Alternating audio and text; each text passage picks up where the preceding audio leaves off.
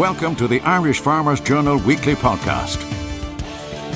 Hello and welcome to this week's podcast. I'm Hannah Quinn Mulligan. Coming up on the show this week. We really are at the end game of the negotiation, hopefully to finalise a withdrawal treaty.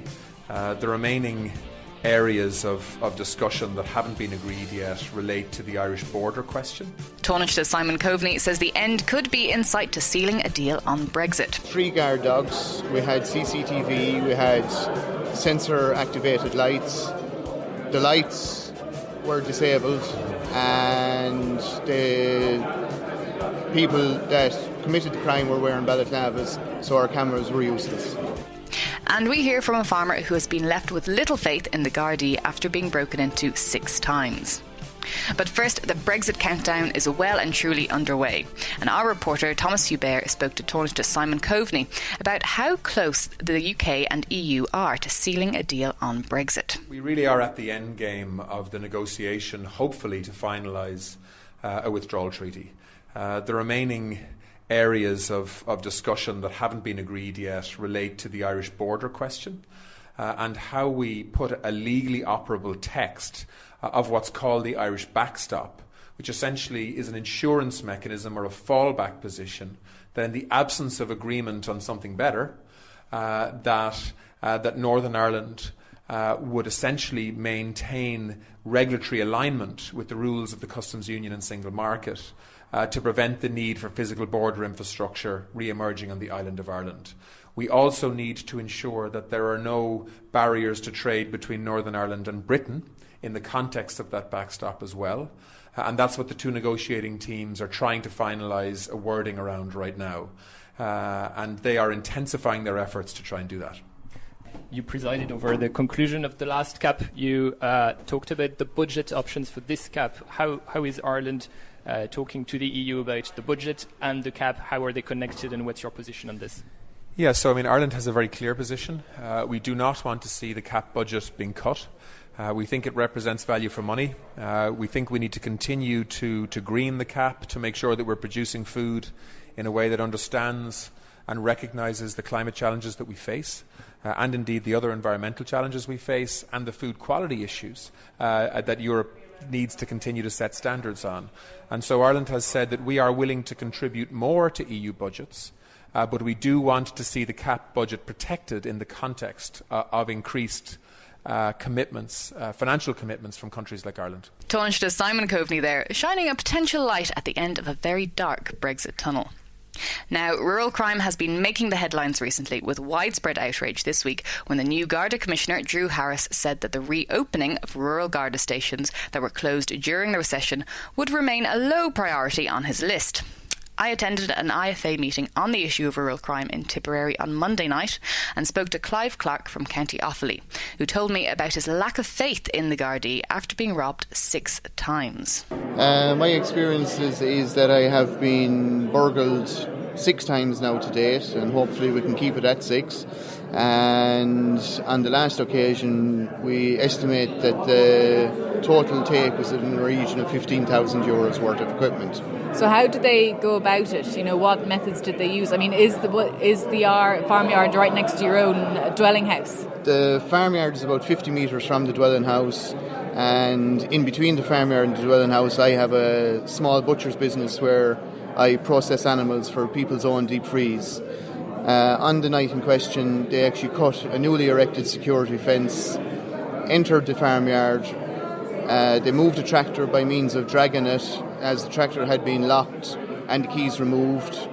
They then cut reinforced steel pins, which were 60mm steel pins holding the doors closed, and they took every power tool, hand tool, quad, trailer, emptied 2 diesel tanks. Then they proceeded to the butchering business where they removed knives and meat. So they basically got everything. They had the breakfast and they had our means of making a living.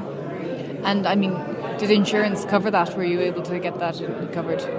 Insurance covered almost a third of what we had. We were lucky. We were very lucky that the fact that they broke into 2 different premises, that we had 2 different policies, and that what we actually received in payment was only from one of the policies, because the other one didn't cover the equipment in the shed, as there was a skylight in the shed, even though the door was used to gain access. And I suppose playing devil's advocate now, people would be listening and not saying, well, did he have CCTV up? Did he have guard dogs? You know, was there anything like that? We had 3 guard dogs, we had CCTV, we had sensor-activated lights. We believe that the dogs were sprayed with WD-40 into their nose and face, which the dog will go lie down after that. The lights were disabled, and the people that committed the crime were wearing balaclavas, so our cameras were useless. And I suppose, I presume one of the first things you did was call the Gardaí. I mean, what was their response like? Was it good enough? Local Gardaí on the ground, I couldn't speak highly enough of them. They were in our farm. What would take us 20 minutes took them 10 minutes to drive it. They were out, they spent a lot of time out with us on that day, and they called back of their own accord to check in on us on almost a daily basis for a good period of time, to check how we were and how we were feeling, and just to reassure us that they were in the area. So the local Gardaí, I have to say, were excellent in this situation. But what we heard at the meeting today is that people still fear, you know, criminals, and that perhaps the Gardaí could have more powers. Do you believe in that? Do you think there should be more legislation? Gardaí definitely need more powers, but Gardaí need more money. They're cutting down on Garda overtime on a time of the year when guards need more overtime, and we need more guards in rural Ireland. There's no point in putting them in the cities and the towns. We need them in rural Ireland. Clive Clark there. Over 100 people attended the meeting in the Abbey Court Hotel that night, and it was organised by IFA North Tipperary Chair Imelda Walsh. She told me about the widespread fear that is currently felt by the farming community. I think the sorest points for farmers was how limited the guards are in relation to how they can actually deal with these crimes. In relation to the legislation that's there, they can come on, they can find these guys, but they have to prove intent. The whole thing in relation to proving, and also a huge point of frustration was that the Gardaí come, they arrest somebody, they go before the courts, they're out on bail, they re-offend. I think it's a source of frustration for Garda Síochána as well as the farmers, and we had rural dwellers that were non-farmers in the audience tonight, and I suppose it proves the level of fear and concern there is out there in rural communities in relation to this. We had Clive Clark here tonight, and Clive, I suppose, outlined very, very well his experience. He's been robbed numerous times, and in spite of all the safeguards he's put in place to try and deal with this, he still has become a victim. There's a big issue, and I know myself on the farm, people with dogs coming across your land. I mean, what was expressed there? Is there any legislation around that could help farmers? What was said? There's huge frustration and annoyance about that, and it was an issue that we met on Garda Síochána here in Nina a number of weeks ago about that very issue. Hannah was saying that it is illegal to come onto your farm and hunt hares, was saying that, but like that the proof has to be hares, was saying that it has to prove it was a hare, not a rabbit. The legislation doesn't. So people are saying they're hunting rabbits, not hares. Yes, exactly, and it's very frustrating. Somebody comes on was saying that, and even with the onus is on to prove that they come on with intent to do criminal damage, that there is no law against coming on your land trespassing if you can prove you had no intent of doing any criminal damage. So what do you think needs to be done? Does more money need to be given to the Gardaí? Do farmers need to have more rights? What needs to be done? Of course farmers need to have more rights, and rural dwellers need to have more rights. The first thing I suppose that needs to be done is there needs to be a Garda presence. Without a Garda presence, it's going to run wild, saying that the very fact of having the Garda presence, the Garda in the area, it is a huge deterrent. And also, I suppose, there's a huge amount has to be done in legislation. There's huge funding available for communities in relation to CCTV, up to €3 million, of which very little has been drawn down because of restrictions around the whole who owns the data, the whole data protection. There's a responsibility on government and on Minister Flanagan to deal with this. Legislation has to be on the side of the individual, not on the side of the criminal. More needs to be done, and I think it's a responsibility on all in government, not just the government party themselves, to deal with this. Imelda Walsh there. And now, while we all know that the reality is that many farmers don't feel that reporting crime will help them, Gardaí at the event advised that they couldn't schedule patrols in rural areas if they didn't know that there was a problem. So please do report a crime if you've been affected. Well, from cracking crime to cracking eggs, did you know that Ireland's egg industry has grown by 85% over the last 10 years? Our news correspondent Barry Cassidy went to a poultry conference in Monaghan this week, where he spoke to Board Bia's poultry sector manager Peter Duggan on the growth of the sector. If you look at the poultry and egg industry over the last 10 years, there's been enormous growth. I suppose if you look at the layers in terms of the egg industry, that industry has grown by 85% over 10 years, so going from around 2 million layers in 2008 up to around 3.5 million layers in 2017. And if you look at the broiler industry, then no different. That's seen enormous growth over the last 10 years. 10 years ago, we were processing maybe around 73 million birds, and now we're on target to process probably around 98 million birds for 2018. And I suppose what that really reflects is that consumers, while after the recession they moved into both the poultry and the egg category in response to lower source of protein costs, but in terms of in more recent times, consumers are moving into that category now because they want to make lifestyle choices, and they see both egg and they see both chicken as being versatile, see it as fitting in with their busy lifestyles. So it really kind of works, and that's really fueling really the expansion in both the egg and chicken industry over the last number of years. So what we might be seeing here is maybe a replacement for what traditionally the red meat sector in Ireland. I suppose white meat is becoming more and more popular. Yeah, no, definitely. And I suppose in the last few years there's been a number of different kind of negative media reports surrounding red meat consumption. And I suppose the chicken and the egg category have really benefited from that. And we look at it then, what kind of consumers is it that Board B is targeting now to harness that growth and capture it in different places? Yeah, in terms of the chicken side of things, at the moment we are planning a new marketing campaign for rollout in early 2019, and basically we're looking at pre-family and young family. Those segments of the population are under-indexing when it comes to purchasing chicken. So there's a definite opportunity there to grow consumption by increasing frequency of purchase. And I've heard from a couple of different speakers here today just about the demands that's being placed on the likes of poultry and on the likes of eggs in terms of animal welfare standards and things like that.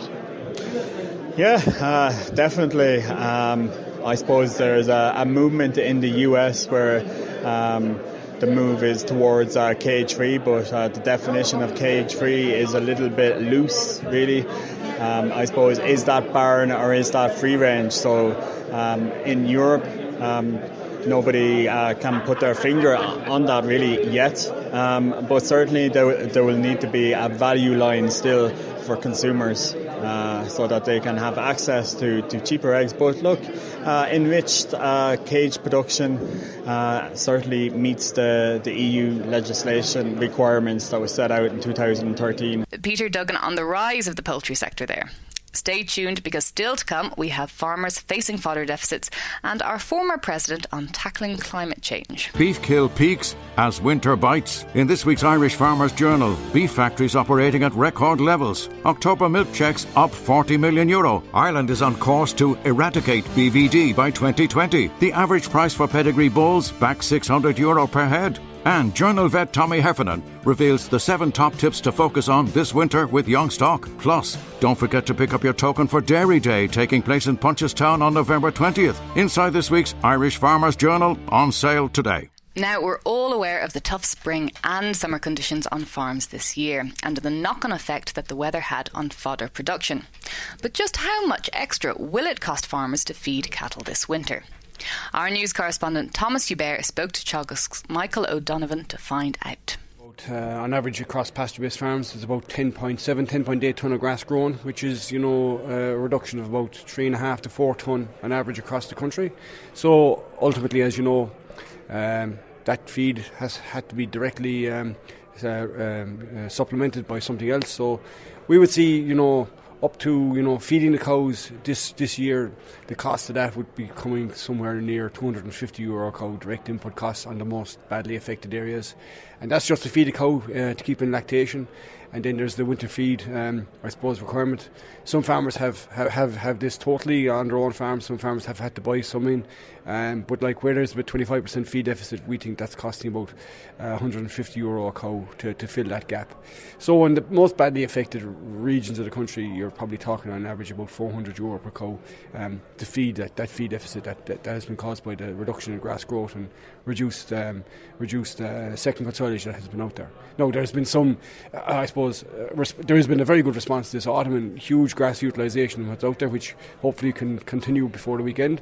But I suppose it's been a costly year to replace that feed that has been in deficit in 2018.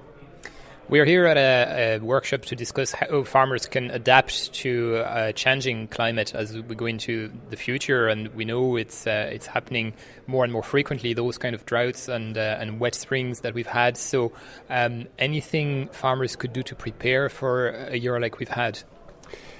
Yeah, it's a good question, and it's probably a difficult thing to do to prepare for a year where there's 3.5 to 4 tonne less grass production. But I suppose the lessons that we would see coming from this drought is obviously on drier farms, and they would have been the farms that have been most affected by the deficit in grass production, because you see the western half of the country has had a reasonably good year, and very good year in some farms. We would see that there's probably a need now to build some feedstocks, and I think we are looking to build up feedstocks to the tune of 6 weeks more silage on those farms. That's probably 0.4 of a tonne of dry matter, but some farmers are probably going to have to build more than that. But I would think that the other thing we would see is, the whole monitoring and predicting of grass growth with using pasture base is very, very important going forward for this, because this conference is about adapting to the changes in climate, and we would see, everybody knows grass growth is different every day of the year, and we need to, I suppose, get a bit more aware of this in our systems. And I suppose some farmers are going to have to make some choices as regards, what stock they keep over the winter. And then there's the whole area of the climate change things and the action plans and the MAC curve that we have out there, and how things are going to change with that, I suppose. Michael O'Donovan there, confirming the pinch that will be felt on many farms this year. Well, she might be remembered fondly by many as the first female president of Ireland, and by me for her infamous cameo performance on The Den with Dustin the Turkey. But Mary Robinson has been making the headlines recently for her pro-vegan comments. Our reporter Thomas Hubert went along to a climate change event in Trinity College Dublin, where she addressed the need to tackle Ireland's peat industry. The need for a just transition has arisen in the last few weeks in the context of peat production here in Ireland. For decades, workers in communities all around the Midlands have earned a living and served the people of Ireland by harvesting peat to heat our homes and power our industries. However, we now know that peat is the worst of fossil fuels we burn for energy. The motives to end our peat harvesting activities are indisputable. Peat generates less energy per tonne than coal and produces higher CO2 emissions per unit. Burning it is an inefficient and polluting way to create energy. There's no economic argument for maintaining peat as a fuel source or subsidising its production, although in 2016 the sector received €115 million in subsidies to generate peat-fired electricity. However, the need for an urgent end to peat extraction mustn't undermine the rights of the communities whose lives are dependent on the bogs. There needs to be a long-term strategy in place that ensures the rights and dignity of the people whose lives are impacted by this transition. With the right support from the government and through partnership with workers and unions, Bord na Móna has the opportunity to plan and deliver a just transitional strategy to end the use of peat for energy production by 2028, or I would say even earlier. As Bord na Móna moves to seize the opportunity it sees in its renewable and fossil fuel-free future, parallel efforts must ensure that the workers are supported in finding the path to their future too. As it winds down its peat business, which I believe it can do probably in advance of the 2028 target, it will need to spearhead a collaborative and inclusive effort to develop new businesses to support the low-carbon economy and create some 400 to 500 jobs across the Midlands. Mary Robinson there, and Thomas tells me that she steered clear of the one question asked in relation to a vegan diet and climate change at the event. Now, a Swede, a Canadian and an American all walk into a bar.